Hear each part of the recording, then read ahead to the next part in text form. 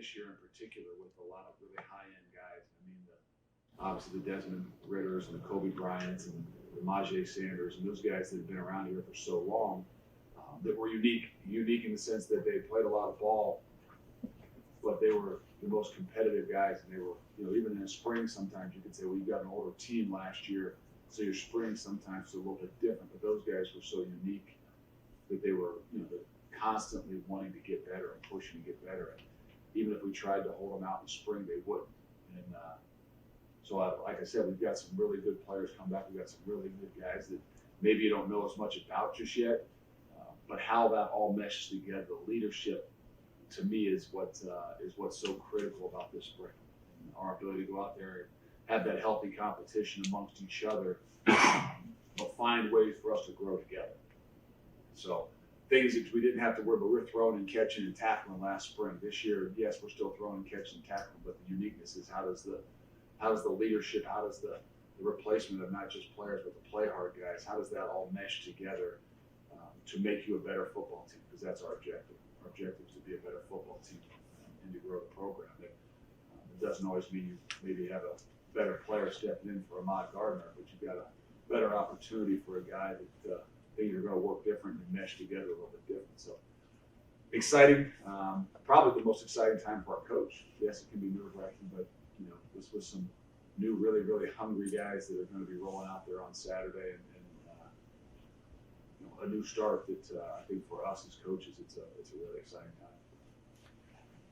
Has there been a different buzz maybe in the weight room and meetings with some of these younger guys that maybe have been blocked for a year or two that feel like they have a chance? I do think. I think that it's different when you walk onto the football field, and we've been doing some some walkthrough stuff, and it started the last 2 weeks into some more football, and you see the youth of things there. You might see a little bit greater buzz and energy sometimes in the weight room because those young guys. That's a spot where it's not completely new to them, and then Saturday becomes a whole different buzz, and it'll be interesting to walk in here on Saturday for me and to look at that team in the face, and that's really the start of the new beginning. And I couldn't tell you what it's exactly going to be like because every year is different. You walk in that back of that room, for me, I'll be evaluating just what it feels like, what it looks like, what those guys in the front row, how they sit, just in your mind of what's this team going to hold its identity around, and how are they going to do it. So I like to tell you, yes, there's been a buzz. It's coming off of a loss is always difficult in the off season, but I think that the way we went about it and the way they all went out, I think there was still a lot of positive momentum and even a little bit more of a hunger based on things that finished the right way. Does this feel like a new chapter, or does it feel like a new book? Does that make sense? Yeah, no, it does. I think it is a new book. And if you want to call it Life Without Desmond Ritter, I don't know how you want to title it. There's not just Desmond Ritter gone, obviously Ahmad and Kobe, and there's a lot of guys that are gone, but I think that sometimes you're just talking about that face. And the quarterback position is always the most unique position. And if not a great quarterback, the thing that a quarterback in general does, it gives everybody a lot of confidence. And so not that we don't believe we've got every bit as good a quarterback in a quarterback battle, but I just think that the start in some ways is like a new book. Do we want to change as a coach? No, we're still going to be who we are, but things change. And that identity will be a little bit different. Not that we're not still going to have the same, we want to be the same identity that we are, but even last year, okay, we got to throw the ball a little bit. We got to give Desmond some different opportunities and some different things. We have ideas of what we are, but what we are going to be, or what these guys in these seats can do and do well. And our job as a coach is obviously to coach it, but also to figure out what that is and continue to kind of mold ourselves towards that.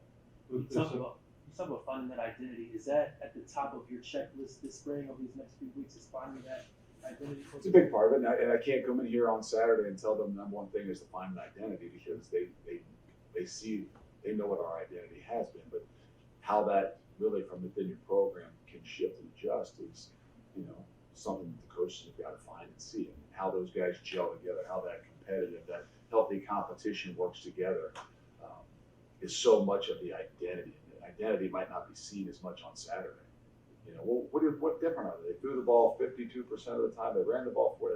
They hopefully it was very similar to what they are, but the identity within that locker room, meaning how those guys work together, how they mesh together, what the leadership looks like within that locker room, within these seats, is what identity I'm with. Is leadership the one thing that you look for at this point of the season to start building? Well, we lost some great leaders. We've got some really, really great leaders coming back. I think the number one thing we're looking for, and I could say we lost more than anything, is what we can hold as the highest level of guys within our program. We call it the play hard guys. And I'm not saying they were the guys that went out there on the coin toss for the captains at times, and maybe what you would say is the leaders, but there were 18 guys on that play hard wall. I think 12 of them came down. And it might be Desmond Ritter was on that board and he came down. Everybody knows that, but there's guys like Ryan Royer and some guys that maybe people don't know as much about that really were a big part of what it is that we do, and how that leadership amongst that team goes. So yes, we call it leadership. I call it within these walls here the play hard guys that set the example to how we do everything. How do you go about finding those guys, knowing which guy needs to be more of a vocal leader, which guy hey, you need to be on this play hard board, even if you're not talking as much in the locker room or anything like that? We tell all of them they need to be on that play hard board. So if a quarterback can make the play hard board, anybody can make the play hard board, right? It was a little bit easier back in the day to watch Jim Kelly make the play hard board because he's in there blocking and knocking people around, and build the ball a little bit more. Sometimes it's a little harder to see those wideouts out there make the play, but they can. And I think the idea is, what is that really? Is that leadership? Yeah. Is that really playing hard? Yeah. But what it is, it's consistency. It's about the way you do anything, it's the way you do everything. Those guys that have that innate ability, that whatever they're asked to do, they do it 100 miles an hour, as hard as they possibly can, and make no excuses. And, I used to tell them, guys, that you guys are at practice. I used to say, Majay, have you ever had a bad practice? His answer needed to be, no, I've never had a bad practice. When if you've been at practice, we've had some bad practices with Majay, right? No disrespect, but love him to death. But there's been a few, but never a bad practice in my eyes, meaning he's never once taken a rep off. He's never let up. He just goes. And that's the example of the leadership that we're talking about, and the leadership of what we want. Some guys will say, I don't have as much opportunity to demonstrate that. Well, in the spring, everybody's going to get reps. I'm a wideout. I'm not in the mix every single time. No, there's opportunities. We see and we evaluate everything. That's where I think that the step for this team is to really kind of grow here. You've had leadership groups before in the past years. Do you have that yet this season? Will you have that? We'll have it, but I don't like to anoint those things. I mean, last year we walked into the season and in some ways said, hey, Desmond Ritter, Kobe Bryant, or captains, and we'll get some other captains. I'm not sure we're going to say that right now. And so really what we want to do is be able to see what we see through this entire spring. And guys like Will Hubert, not like we have to anoint it, it won't take long for them to realize that, oh, okay, he's no different than he was last year. You just might see him out there a little bit more. He's still on the play hard board, and he will be. And so I think that all those things are what as a coach, me in particular, I want to be able to see how all those things kind of mesh and work together. I'm sure you're worried about quarterback, not worried, but interested in watching and seeing it develop. As a defensive coach, are you maybe even more eyes wide open at corner because you lost multiple of those? Yeah. I mean, I think that you just mentioned the two spots that are what everybody would ask about and be curious about. If you're going to be any bit as good as you were last year or even the year before, those are the two spots where you say, okay, now how do you replace that? And I don't just mean the production. How do you replace the leadership in those spots as well? And so yes, those are two spots I feel like we've got some really good competitions in, and I think that's where, as a coach, we got to do what our kids do well. And that means corners defensively. Can you play exactly the same way you played the last 3 years without them on the boundary? I don't know, but I tell you what, we've got an opportunity to do it. Now, as coaches, we've got to figure out what's going to be best for the guys we got now. And the same thing at the quarterback position. As we compete and battle, as we get further along, we've got to be able to do what those guys do really well. And what Dez did well in year 1 and 2 was completely different than what he did well in year 4. And, so I think that that's where that new little book is starting to be written. And to say, okay, now, great coaches and great coaching staffs have got to figure out what the guys that they've got do really well and put in those positions. That's why it's even a greater challenge for us. How will you keep yourself from getting upset when somebody completes an 8-yard pass to the boundary? You haven't seen I don't that. get upset, do I? I've seen you maybe a little. I don't know. Somebody will have to keep me a little bit calmer than maybe they had to in the past. But I think we got Coach Combs to be more upset now if they catch an 8-yard pass into the flat of the boundary. So I'll let him get upset to start with. I think that's a part of, it's not just the leadership of the kids that sit in those seats to grow. It's the leadership of the guys that stand up front as well. And, if we think it's going to be exactly the same, then we're not very good leaders. We don't realize as coaches that we will have to adapt. We're not going to change our standards, but that we have to be able to adapt and adjust and put guys in positions where they can do what they can do really well. Because that's the standard is ultimately, doing what you do really well. And if that means that somebody in the boundary is a little bit different, then maybe I'll play with it. That means that the quarterback that we've got in the center is a little bit different than what Desmond Ritter has been the last 4 years, then we've got to do things a little bit different. Our expectations aren't going to change, our standards aren't going to change, but the way you go about them, if you're any good, you adjust and adapt a little bit. It may be too early to ask this question, but But you're going to anyway? yeah, well, you might provide some insight. Like Arquan is obviously a great corner and has great skill and experience. Have you given thought into maybe moving him out to the boundary instead of keeping him at nickel, or will he stay in that spot? Well, I think the thing you'll see if you come out, what Coach Combs has already started to do in just our meetings and walkthroughs is those guys are interchangeable. And so by nature, we have played with a nickel back who's been a corner the last 3 years. And if you've been out there, if you see it, you'll see Arquan at nickel, you'll see him at field corner, you'll see him at the bench, the boundary corner. And I think all of them are really learning all of them. So we're challenging them in different ways so that we've got some flexibility. And then that would give an opportunity to see who plays best at what spots and with their skill set and what we need to develop. So I think we'll see a lot more interchangeable stuff, especially at those corners and nickel positions. So if that's Arquan, yeah, that's Taj Ward, yeah, you see him moved around a little bit. Bumpus and Sammy Anderson and a host of guys that you won't just be able to look out there like before and say, well, Mod's in the boundary and Kobe's to the field and Arquan's at the nickel. No. There's going to be a lot of moving parts. And I think that's great because it challenges those guys, to learn a system and learn the fundamentals of what we're doing. And now it's our job to get them in the right places. Look, you've mentioned quarterbacks a few times. How do you see the 2022 quarterback battle? Quarterback, yeah. How do you? I see it as a battle. Yeah. I see it as a battle. I see two guys that, I don't want to say two, I see three guys. Mhm. And then when we get to fall camp, I see four guys. And, but what we're going to have to do is just give them an opportunity to show their skill sets because they're a little bit different. One's, Ben Bryant's a little bit different than Evan Prater, which is a little bit different, than the other guys. And whether it's Brady Lichtenberg or whoever. And so we've got to put them in some positions and situations where they can, do what it is that they do well. And then that's where we have to adapt and adjust. And I always say it's been tough on Evan.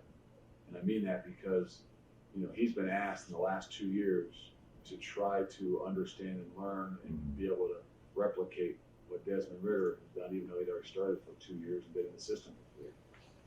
If Evan was asked to do what Des did on year 1 and year 2, I can't tell you how simplistic that would be, and Evan would probably be bored, And I'm not saying, all of a sudden if he had to go out there, that's what we wouldn't have done. But so it's been a real challenge for him. I think it's going to be better for him in the long run. But we've got to be able to evaluate guys on their skill set and what's going to give us the best opportunity as a football team, especially as an offense, to play. So it's not just always what they can do. It's what that whole group of guys can do, and that's probably the most difficult thing at the quarterback position. Is being in a spot based on some guys around you. Not to say Des couldn't throw the ball as a freshman, but there weren't as many targets and guys to throw the ball to that, everybody felt as comfortable with. And so that made it more difficult on him and his growth. Mhm. But, so, yes, it's gonna be a battle. I think it's gonna be a healthy competition. I think that will, demonstrate a lot in that new book to that entire locker room. I don't know how much you can speak to reports of Coach Scruggs moving on to a new position, but if there is a change of defensive line, how will you handle that? You're kind of Well, it's already been handled, and we're very, very, very fortunate to have Walt Stewart, who we had hired a couple months ago. And, Walt's again a great defensive line coach, is a great defensive lineman here, is a really natural fit. Even goes back a couple of years, meaning that if you study where Walt obviously played here, but Walt was a GM under Coach Strip. Coach Strip was, obviously defensive line coach here for a year and a half. And, our guys loved that guy and remember a lot about him. So it's a pretty natural transition, and that's the route we're on. But we'll still have a little bit more of adjustments in trying to replace the Walt with the outside linebacker spot. But good fortune that we were kind of built to be able to make an adjustment really quick, especially with spring ball just a couple of days away. So, I told the D-line guys the other day, I said, there's not that I'm not going to not mess up the back end guys, but the most important people in the program are the guys in front. And we would do whatever we needed to do to make sure, first and foremost, those guys are taken care of. And, fortunate that we had Walton. We didn't just move him there. I talked to him about it and wanted it to be his decision if that's what he really wanted to do. And obviously, he's not only passionate about this place, but he's passionate about defensive line. It's a great transition. Maybe not this soon, but when you hired him to do division, like that could be a possibility. There's no doubt. There's no doubt. And, but we also hired him with the vision that, hey, you're going to learn something different. You're broaden your horizons, and he's going to be a defensive coordinator someday. You got to make sure you know it all.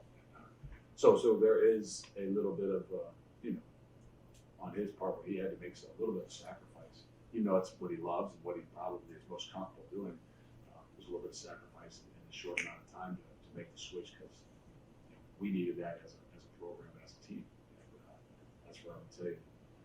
We couldn't hire him a few years ago because he was very loyal to where he was, and we couldn't hire him. I liked him even more because we couldn't hire him because of his loyalty. And I said, well, can't get you, but you just one of a couple more notches in my book just because of the way you handle this thing and the reason you're not doing it. And you want a couple more notches in order. What's most important for this program, might not be what he expected, but just want to do it. Do you expect that position will be outside linebackers, or do you think you'll do something different? I don't know. No, we've got some freedom. That's the great thing when you have guys like Walt, that they can do some different things. And you always got to, if there's anything I've learned, you always got to be planning a step or two ahead with some of those things, because you never know when they're going to happen. You've got to have some flexibility to make sure you take care of them. Do you plan on having more double duty until you? No, I can't. You could double duty coaching the linebackers and somebody else, or even the back end and somebody else. You can't double duty coaching those guys. That's the most important. That's why I said that when people, we got to take care of this program. The guys are fun. And the last place we're going to ask somebody to double duty and dabble here. It's all or nothing. It's the game you want from. We're an offensive defense line driven program, so we're not going to mention that crew. Are you taking over?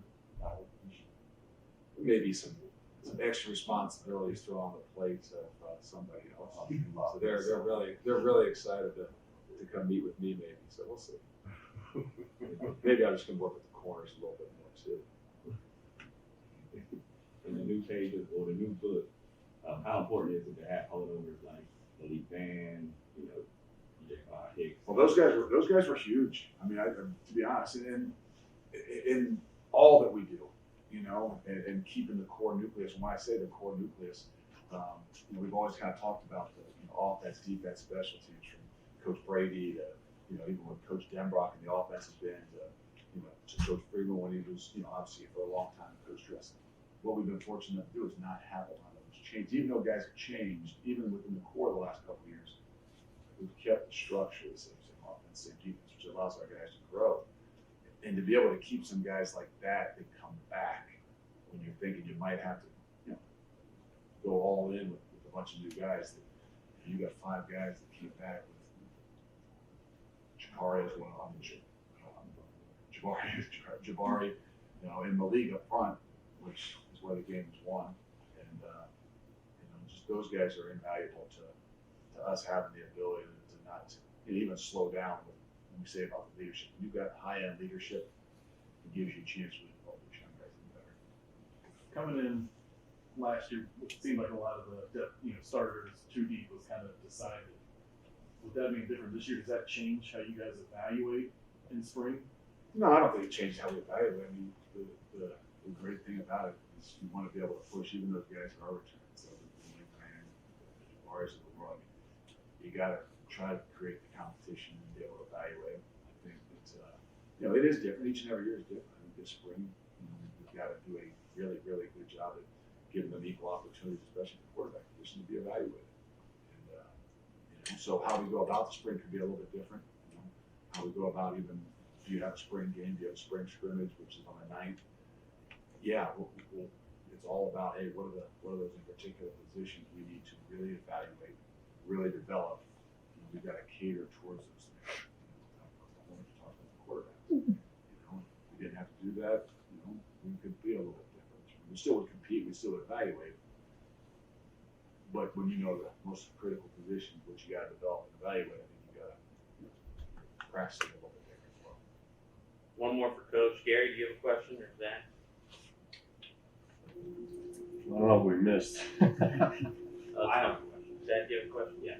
Since 2018, you guys are tied with Notre Dame for the 4th most wins in the nation. And you were able to do that with guys like Desmond Ritter and Sauce Gardner.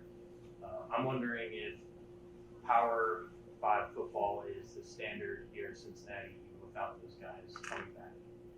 Yeah, we talked, obviously things are going to be different, but our expectations are going to be no different. How you go about it is going to be different. To think that we're going to be exactly the same offense without Desmond Ritter would be crazy, but we expect the same results. And are we going to be exactly the same defensively without Kobe and Ahmad and Majee? That we expect the same results. And if you're really good, you can say, well, how do you become better? What do you mean? How are you going to be a better offense without Desmond Ritter? Well, might not be the same, the same philosophies or whatever, but we're going to be a little bit different. We got to find ways to be better. So yes, the expectation doesn't change. The training continues to move forward. It's not slowing down. It's not stopping. I would sure let you know that the run is not over, which maybe some people would think, but nobody would sit inside these walls or these seats. I don't believe it. You came in between Kobe and Sauce. How does it feel to be in the room now without either of those guys in there with you? It's pretty crazy because we all came in at the same time, but it's a new room now, so I'm still comfortable. So we all good. Do you feel like you have taken more of a leadership role? I know that was a big thing for Kobe. Do you feel like you kind of stepped into that, or you have to step into that now? Yes, because Kobe was a great leader, no doubt about him. He's a great man, great person just to be around. So yes, I feel like I have to do what Kobe did plus more. Take us through what it's like playing for Kerry Combs and how much coffee do you have to drink to match the energy? Coach Combs, been with him for 2 weeks, a week now, maybe. I feel like he's a great dude. The techniques he's been teaching us is perfect, great. I just love his energy. Every time I see him, he got a cup of coffee, so it's always upbeat. So yeah, I just love Coach Combs. Great coach, great guy. There's obviously boards now in the boundary on the field side. Do you have a desire to be in one of those spots, or do you want to stay in the nickel spot? Whatever I need to do to make the team better. So what I'm doing, I really don't mind playing wherever. Coach talked about moving all of you guys around, playing all the different spots, and they're a little interchangeable. Has the scheme changed at all that allows you to do that, or is that just with the turnover on the roster? We still got a bunch of pretty good corners on this team, so it's just what it is. What it is. Kobe and Mike on, so we got to fill the places. You were kind of, you wanted to be outside when you first started playing the nickel, right? Everybody wants to play outside. Have you grown accustomed to kind of love it now that you've played it so much? With me playing nickel, when I first got here, I really didn't mind. I played nickel in high school, So it wasn't a big turnover for me. Playing outside corner and playing nickel corner, I think they both the same thing. They both got corner in it, so you do the same job as the corner. So I'm perfectly fine with wherever team need me. That's where I'm gonna play at. Coach just told us that,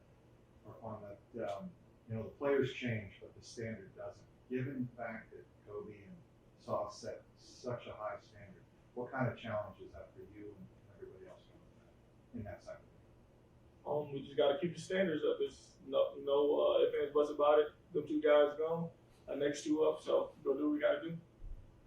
I know there's a lot of young guys, a lot of talent in that room. Just give us a rundown on who some of those guys are who maybe other schools would have had a chance to play, but were kind of stuck behind COVID.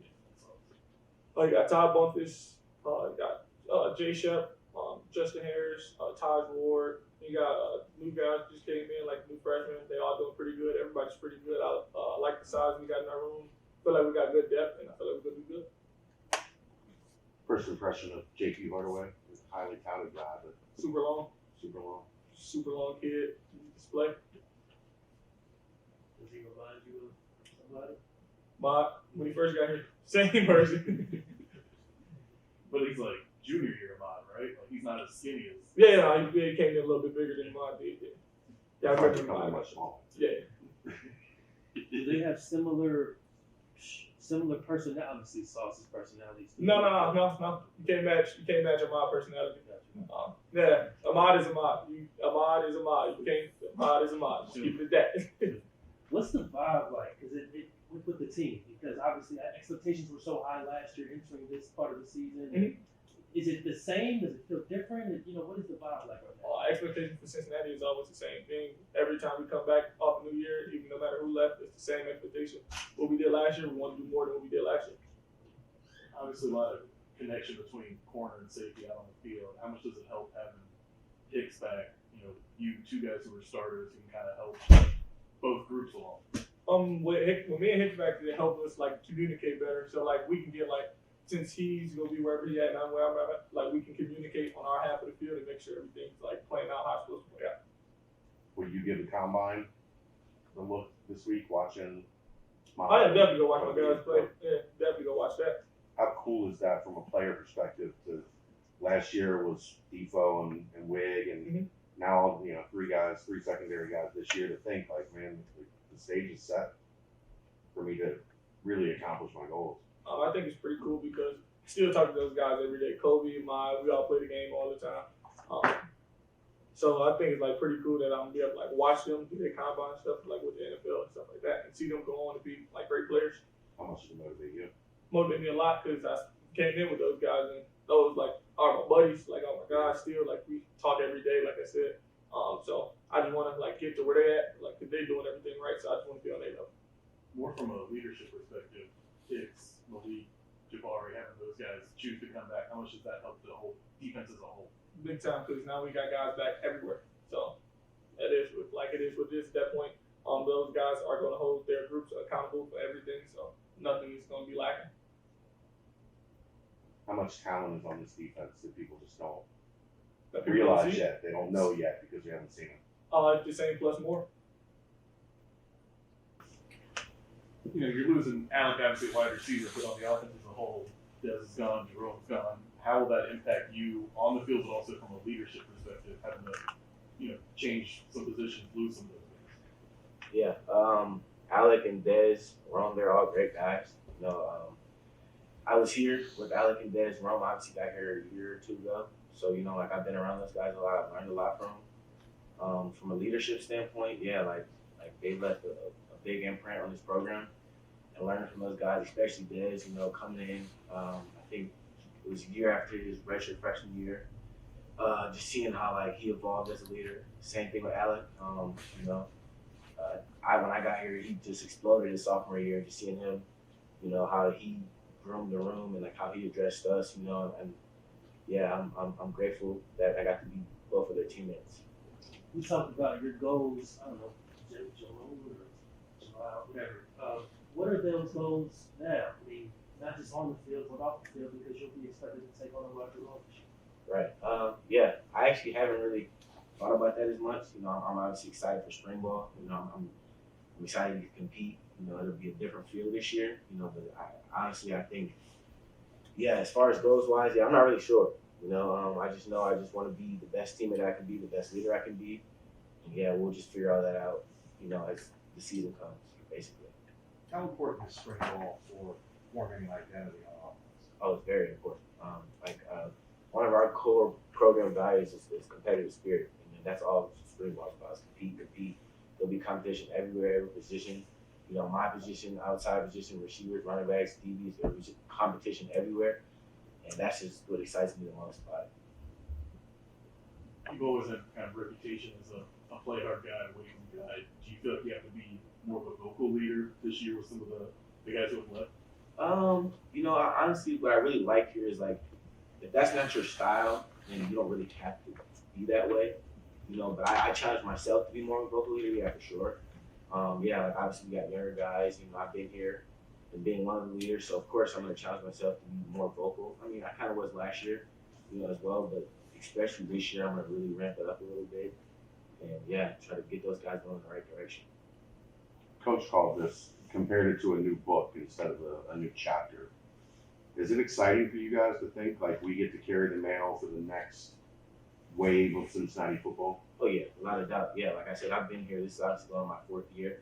I've seen how every year has, you know, basically progressed.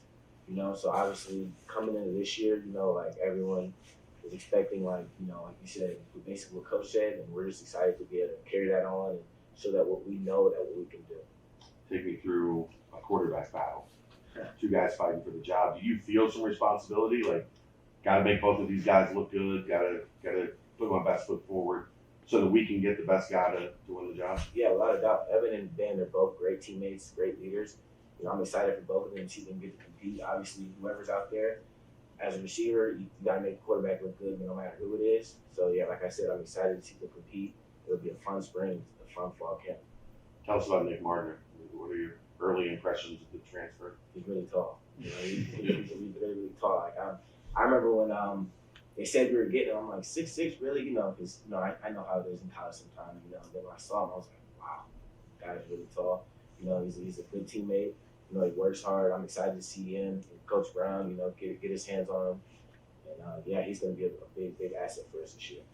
Evan and Ben have a little bit of different skill set. Does it change how you play at all when one guy's in versus the other? No, not really. Like I said, as a receiver, your job is to make the quarterback look good no matter who it is.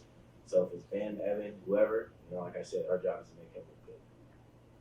How much do you look forward to having an expanded role in the offense, being more of a go-to guy? Really excited. I kind of take that on myself, you know, because obviously in the years I played, you know, I played quite a bit.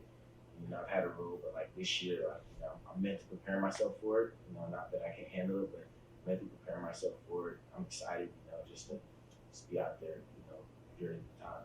Get in the backfield at all? Hey, I'll go wherever they want me to go. Corner?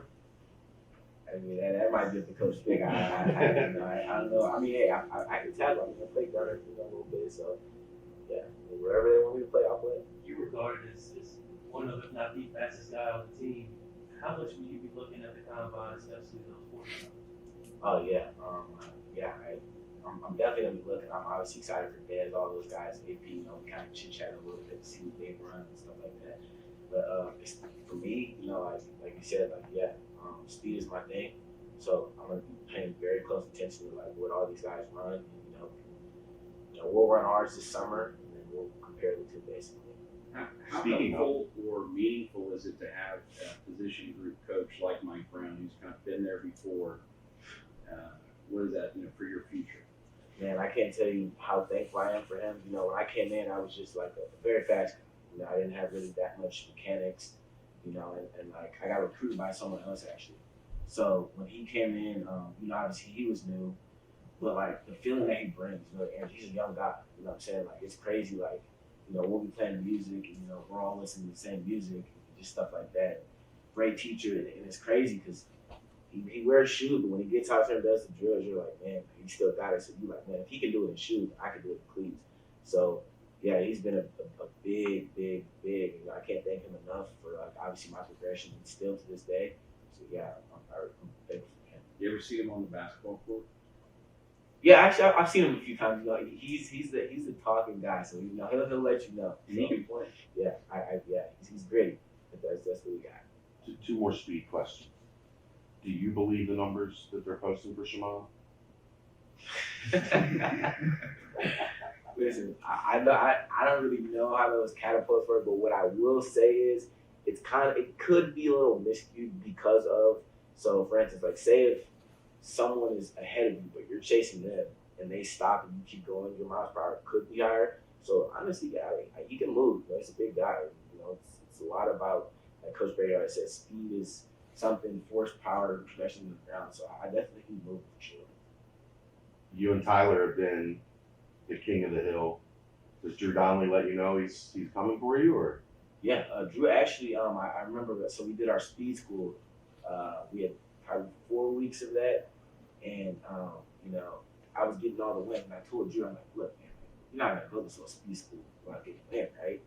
He's like, oh, okay. And then man, that next week he just came flying. Well, there's Drew Donnelly right there. So yeah, he's definitely letting his presence known for sure. You gonna beat him? You said, You gonna beat him? oh yeah, When you get the 40s? yeah, without a doubt, yeah.